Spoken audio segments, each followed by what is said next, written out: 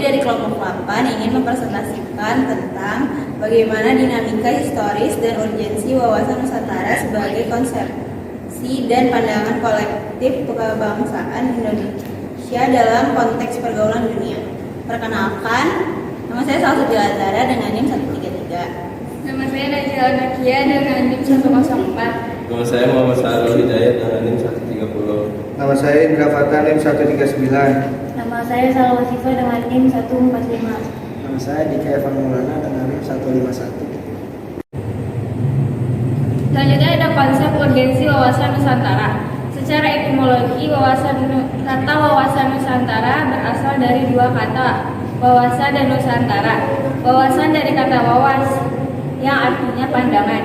Sementara kata Nusantara merupakan gabungan kata Nusa yang artinya pulau dan antara. Berdasarkan pengertian terminologis, wawasan Nusantara merupakan pandangan bangsa Indonesia terhadap lingkungan tempat berada, termasuk diri bangsa Indonesia itu sendiri.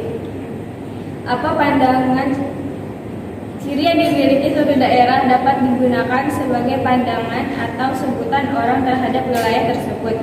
Misal daerah Pacitan yang banyak goa-goanya dikenal sebagai kota 1000 goa. Bogor dikenal sebagai kota hujan. Sumber historis, sosiologis, dan politik tentang wawasan Nusantara. Latar belakang historis wawasan Nusantara. Lahirnya konsepsi wawasan Nusantara bermula dari Perdana Menteri Insinyur Haji Juanda Arta Wijaja yang pada tanggal 13 Desember 1957 mengeluarkan deklarasi yang selanjutnya dikenal sebagai Deklarasi Juanda. Isi pokok deklarasi ini adalah bahwa lebar laut teritorial Indonesia 12 mil yang dihitung dari garis yang menghubungkan pulau terluar Indonesia. Dengan garis teritorial yang baru ini, wilayah Indonesia menjadi satu kesatuan wilayah dengan peraturan zaman Hindia Belanda tersebut. Pulau-pulau di wilayah Nusantara dipisahkan oleh laut di sekelilingnya dan setiap pulau hanya mempunyai laut di sekelilingnya jauh dari garis pantai. Latar belakang sosiologis wawasan Nusantara berdasarkan sejarah. Wawasan Nusantara bermula dari wawasan kewilayahan.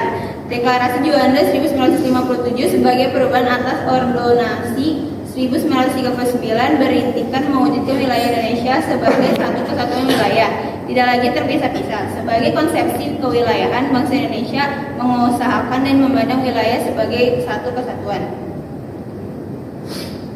Latar belakang politis wawasan Nusantara. Dari latar belakang sejarah dan kondisi sosial Indonesia sebagaimana telah dinyatakan di atas, dapat dipahami bahwa betapa perlunya wawasan Nusantara bagi bangsa Indonesia.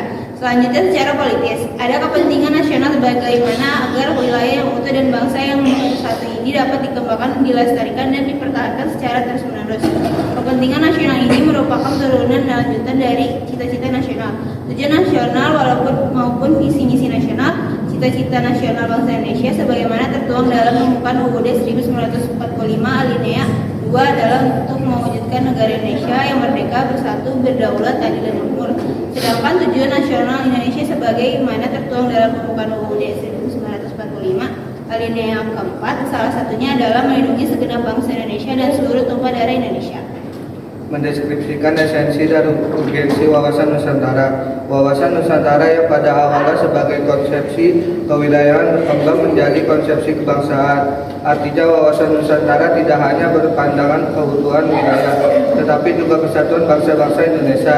Dikenal sebagai bangsa yang heterogen, heterogenitas bangsa ditandai dengan keragaman suku, agama, ras, dan kebudayaan. Bangsa yang heterogen dan beragam ini juga harus mampu bersatu.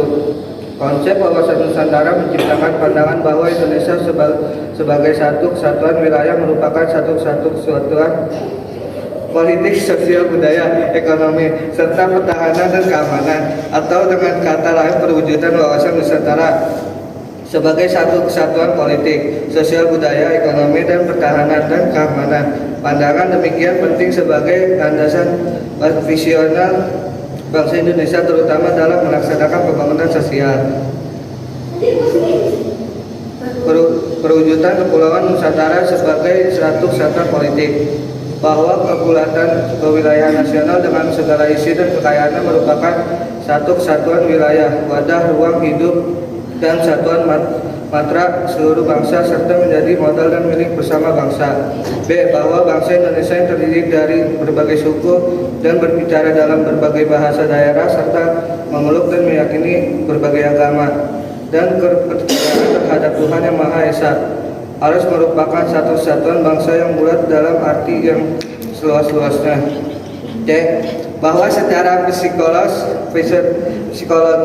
bangsa Indonesia harus merasa satu, senasib, sepenanggungan, sebangsa dan setanah air serta mempunyai tekad dalam mencapai cita-cita bangsa. D. Bahwa Pancasila adalah satu-satunya falsafah serta ideologi dan negara yang melandasi, membimbing dan mengarahkan bangsa menuju tujuannya.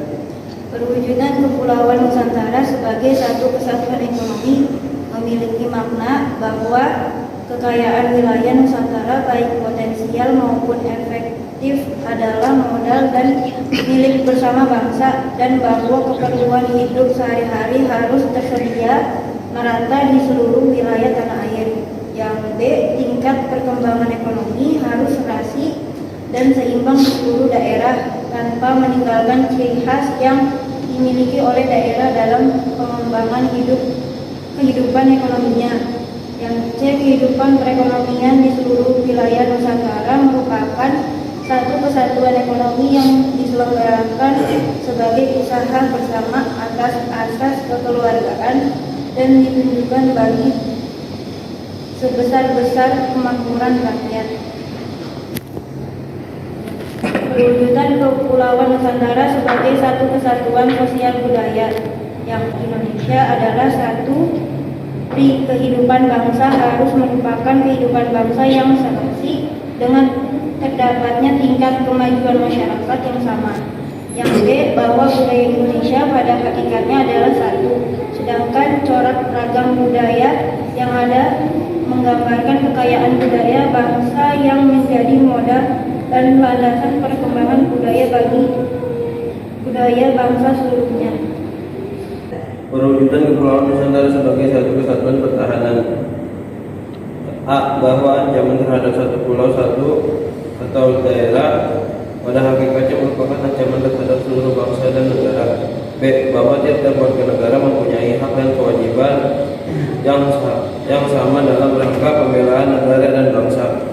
Kesimpulan, wawasan Nusantara bermula dari wawasan kewilayahan dengan dicetuskannya Deklarasi Juanda tanggal 13 Desember 1957. Inti dari deklarasi itu adalah segala perairan di sekitar, di antara dan yang menghubungkan pulau-pulau yang termasuk negara Indonesia dengan tidak memandang luas atau lebar adalah bagian-bagian yang wajar daripada wilayah daratan negara Indonesia. Wawasan Nusantara sebagai konsepsi kewilayahan selanjutnya dikembangkan sebagai konsepsi politik kenegaraan sebagai cara pandang bangsa Indonesia terhadap diri dan lingkungan tempat tinggalnya sebagai satu kesatuan wilayah dan kesatuan bangsa. Implementasi wawasan Nusantara dalam kehidupan ekonomi akan menciptakan tatanan ekonomi yang benar-benar menjamin pemenuhan dan peningkatan kesejahteraan dan kemakmuran rakyat secara adil dan merata. Pertanyaan dari Yunis Nasriti yaitu, bagaimana kita sebagai mahasiswa mengimplementasikan wawasan Nusantara di era globalisasi saat ini?